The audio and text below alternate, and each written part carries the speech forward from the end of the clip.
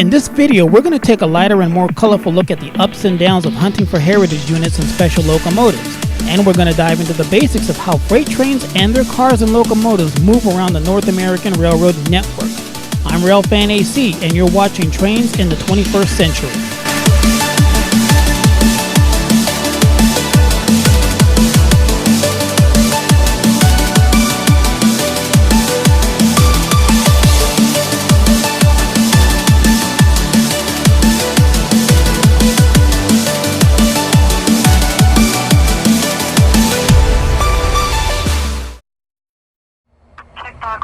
Proceed from HA 683-683 to CP 679-679 on main track. 3843-40, one box checkbox 2, over. For as long as diesel locomotives have been around, there have been commemorative, informative, and oddball special paint schemes. In the mid-2000s, the Union Pacific unveiled 6 new diesels in special paint to commemorate its acquisition of 6 smaller western roads: the Southern Pacific, the Missouri Pacific, the Western Pacific, the Denver and Rio Grande Western, the Chicago and Northwestern, and the Missouri, Kansas, and Texas. In 2012, the Norfolk Southern more than tripled down on UP's project and released 20 heritage units of its own, each paint scheme an exact modern-day replica of the original road's livery.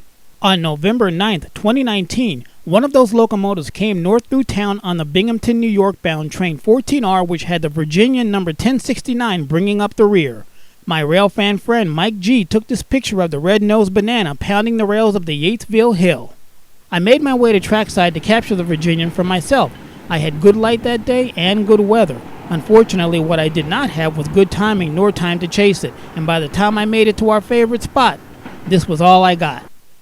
I hope you enjoyed that. A few days later, the Sonic Bonnet number 4005 led another 14R north.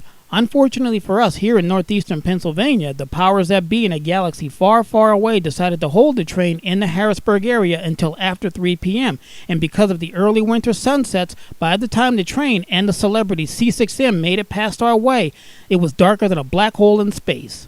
The Virginian and the Sonic Bonnet were joined at the hip in Bingotown and went north on the train 16R to East Deerfield, Massachusetts. And although it took about a week, the two eventually came south together on the train 11Z. Track authority number 3840-3840, the T&E NS 1067-1067 north. NORTH at HA 683-683. Checkbox 2, proceed from HA 683 to CP 679-679 on the main track. Track authority number 3840-3840, one box checkbox 2, copied by Humphreys, over. As I've mentioned several times in prior videos, Buttonwood on the southwest side of Wilkes-Barre is my original railfan stomping ground in northeastern Pennsylvania. It was here that I met many of the friendly D&H crews and where I was able to get up close and personal with many of the locomotives of the time, including this rare beast. The Canadian Pacific number 9018 is one of CP's famous former Red Barns, the SD40Fs that floated around the system and spent several years roaming the rails of the former D&H. The 9018 was built in 1988 by General Motors Diesels, the former Canadian subsidiary of EMD, and sadly, in 2017, it took one last ride to Illinois, where it was scrapped. Besides the Draper-tapered wide-body design, the bulky Canadian is unique in having been built during the last years of production of the SD40-2 models, which were produced between 1972 and 1989. Trailing are 3 of the standard CP SD40s that dominated the D&H for at least 20 years. In many ways, my fondest memories of CP's SD40s were not on the head ends of trains, but rather when they were tacked onto the rear of them. Specifically the NS coal trains, like the 5905 shown here in 2004, easing off of the Luzerne-Susquehanna branch and tacking onto a northbound to push up and over the Clark Summit. Unknown to many, these units didn't cut off once over the summit, but assisted these trains to and past Binghamton and over what is now the Norfolk Southern freight line between Bingotown and Albany. The Belden Hill grade and tunnel being the last obstacle these heavy northbound drags had to tackle. On another day, in an earlier year, another pair of 40s idle on the Buttonwood siding as they wait on a coal train to push northbound. Of the many CP SD40s that I came to know and love, one that stood out was the 5677. I would run into this particular locomotive several times, including here in 2003, and then again in Albany, New York in 2008, where I was invited on board and got to sit in the engineer's seat, and finally again in 2015 on the eve of CP's departure from the region. Shown now coupled to the 5690, what once was an everyday sight became the last time that I would ever see a solid lash-up of CP SD40-2s in northeastern Pennsylvania.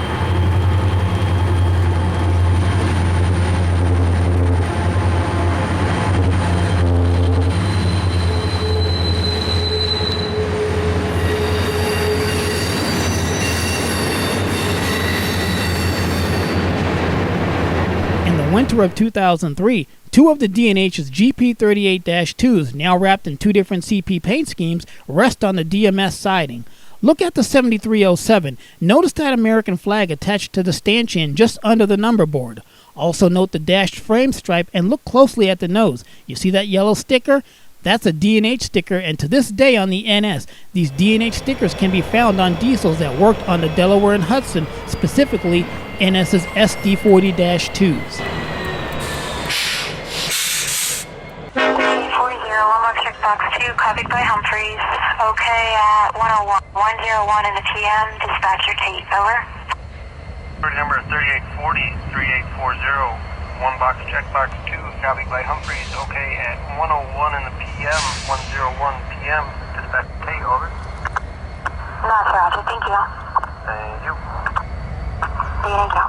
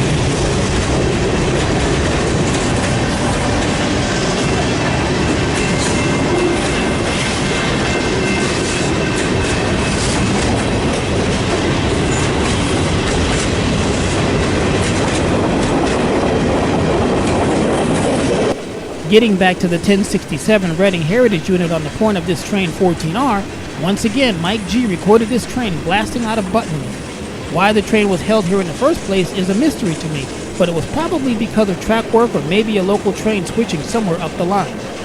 So why am I showing you this train? You'll find out later in the video. For now, another heritage happening took place on December 11, 2019. The Lehigh Valley Heritage Unit number 8104 came up 3 of 3 on train 14R, and with its Binghamton, New York destination, this made for the third Heritage Unit to filter through Bingo Town over the last 3 days, the others being the New York Central number 1066 and the Penn Central number 1073. Ahead of the Valley Girl was the 9566, a 2001-944 CW model that was built and placed in service in December of 2000. The 8104 was third in line, but it began its journey leading the pack in the deep south of Irondale, Alabama. So why is it trailing in third place now? That's where we get into the fundamentals of how locomotives and rolling stock circulate throughout the North American Railroad network. Welcome to America, land of the free and home of the brave.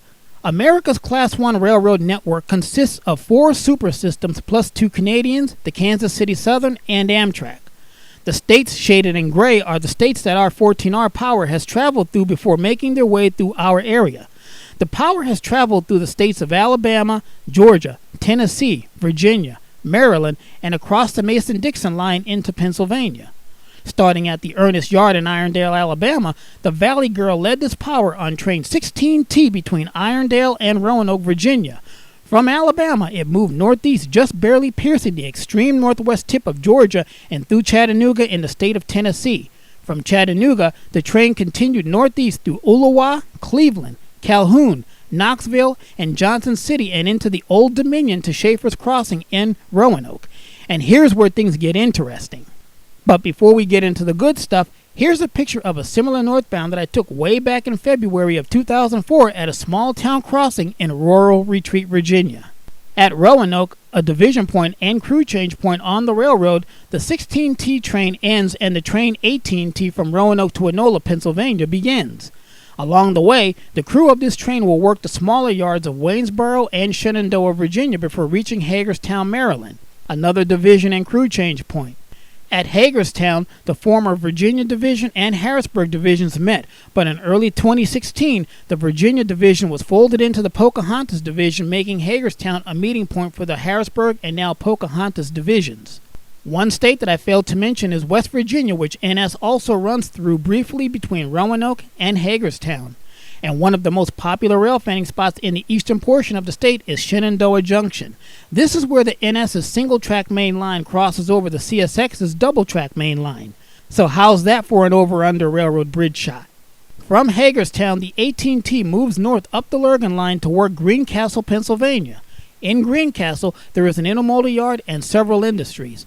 The Franklin County Intermodal Facility was built primarily to serve the intermodal needs of the Baltimore and Washington, D.C. metropolitan areas. And although Greencastle is very much south of Harrisburg, it's considered by NS to be a part of the Harrisburg metropolitan hub. From Greencastle, the 18T moves north to Harrisburg, east over the Rockville Bridge before turning sharply to the south and into Enola Yard. At Enola Yard, the 18T terminates and the power was assigned to the 14R. The 14R is the next northbound step for 18T as well as the Linwood, North Carolina to Enola train 12R. Blocks of freight are picked up, classified, and dropped off at each yard that the trains work along their trips, and at Enola, more blocks of freight and often at times locomotive power is transferred onto other trains. This movement of power and product reflects not only how railroads work, but also how the locomotives and rolling stock circulate throughout a nationwide railroad network. This is why rolling stock from the 4 states shaded in orange can often be seen on trains here in northeastern Pennsylvania. Want to add some more to this? Unlike the northbound journey, southbound from Enola to Irondale, NS runs only one train symbol, the 15T, which also works Greencastle, Hagerstown, Shenandoah, and Waynesboro. At Roanoke, it keeps its 15T designation all the way to Alabama. Before Top 21 and precision scheduled railroading, the 15T and 16T were Allentown, Pennsylvania to Chattanooga, Tennessee trains and returned. We witnessed several of them firsthand back in late 2017 and early 2018. 2 other trains that I feel the need to mention are the brother and sister Manifest 12R and 13R. These are Enola to Linwood, North Carolina trains and return. The northbound 12R works Vardo Yard in Hagerstown on its way to Enola, while the southbound 13R works Greencastle, Hagerstown, and Manassas, Virginia on its way to North Carolina. Just as the 14R is the next phase of the 12R, the 13R is the next phase of the 11Z that passes through our area, and many of 11Z's manifest blocks can be found in the 13R and the 15T. In other words, the sequence goes like this. 11R runs from East Deerfield, Massachusetts to Binghamton, New York. 11Z runs from Binghamton, New York to Enola, Pennsylvania. 13R runs from Enola, Pennsylvania to Linwood, North Carolina.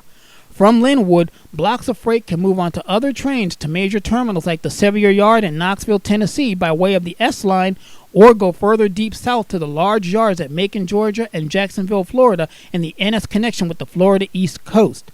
From the yards, blocks or even individual cars can proceed further to even smaller yards and or regional and short lines for delivery to their final destinations. This gives you an exhausting but accurate look at how freight moves over the NS system. Getting back to the Lehigh Valley and how it ended up trailing backwards when it started out leading face first, that's easy. Like I said before, coming north into Harrisburg, the train makes a U-turn over the Rockville Bridge and into Enola, which makes the last unit in that consist the new leader. In our case, that new leader really is new. The newly rebuilt AC-44 C6M number 4272. Ironically, this is the locomotive that brought me out to the tracks today. It really wasn't the Lehigh Valley. A few videos back we went over the NS roster for 2019 and I pointed out that the 4274 was the last rebuild for this year. It began its career on the Norfolk Southern as the -940 CW number 8956 in March of 1996. Here we can see the 40 CW in the crowded Enola engine facility in 2016. It also made an appearance in our area trailing number 2 of 3 on the northbound train 14R later that summer.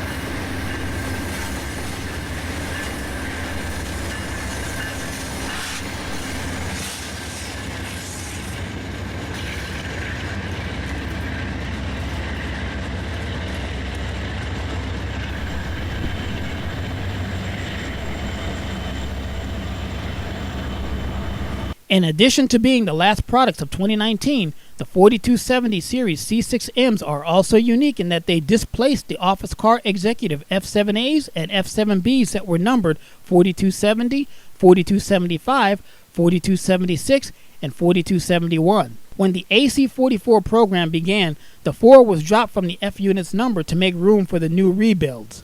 But notice what else was in the engine terminal that day. The former Union Pacific SD-90 Mac number 7311. One of 100 former Petes, the 7311 was rebuilt into an SD-70 ACU and also made an appearance in the area. Once in September 2017 on the Train 14R, and even more recently in the last summer special on the 36T.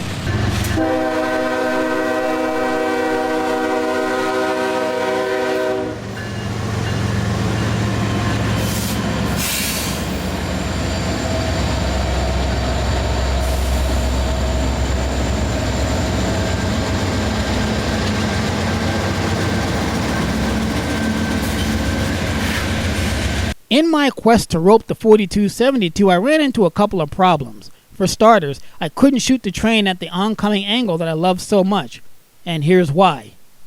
In another failed attempt, I caught the Savannah and Atlanta Heritage Unit number 1065, and although the going away shot was a nice change to the overly common oncoming wedge shots, it was not my angle of choice on this day. This was. In another episode, I caught an amazing Technicolor combination of Class 1s from 3 different points on the continent. This Technicolor trio came up from the south into Allentown where it was transferred to today's 37T. So why on earth would I shoot the dark side of a train this colorful instead of the normally sought after sunny side? Here's why. Need I say more? The good news was that I would get my revenge later that day. In a stunning case of really good timing this time around, I was moving through town when I heard over the radio that the day's train 14R was just down the hill. Being able to set up on the sunny side of the tracks this time, I was very pleasantly surprised when the green and yellow nose of the 1067 Reading Heritage Unit came around the bend, leading the assault up the grade.